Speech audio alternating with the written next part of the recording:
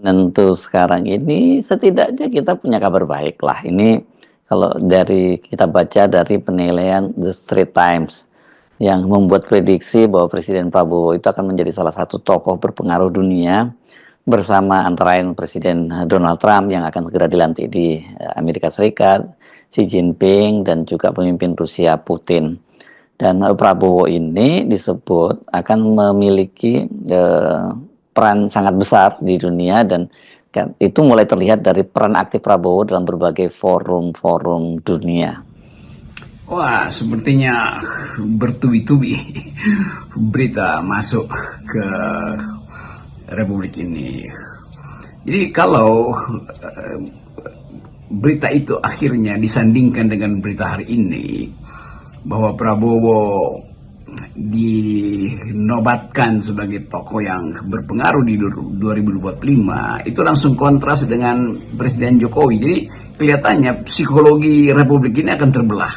Barusan Presiden Jokowi diolok-olok, dipermalukan karena menjadi nominator sebagai tokoh terkorup 2024. Tiba-tiba ada berita dari mana tadi, dari Straits Times ya, itu koran Singapura itu ya, yang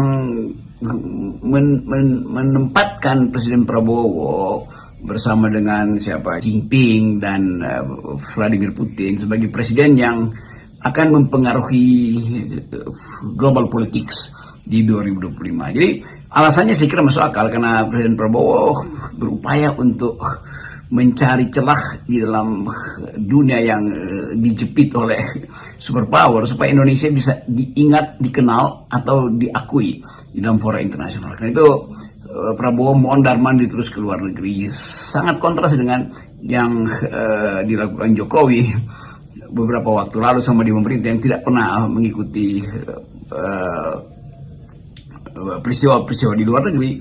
Jadi sekali lagi bandulnya sebetulnya bergerak secara sangat ekstrim. Jokowi tidak pernah mempromosikan Indonesia ke luar negeri. Prabowo di awal pemerintahannya mondar-mandir ke luar negeri untuk cari siasat supaya Indonesia bisa diakui masuk dalam global player. Dan itu yang dibaca oleh The Straits Times di Singapura dan menjadikan Prabowo sebagai satu dari sekian, dari sedikit leader yang akan mempengaruhi 2025. Jadi itu yang kita sebut sebagai kontras. Ketika Pak Jokowi diolok-olok dunia, Pak Prabowo justru dipuji-puji dunia, kan itu yang kita sebut keajaiban di dalam dalam sejarah dunia.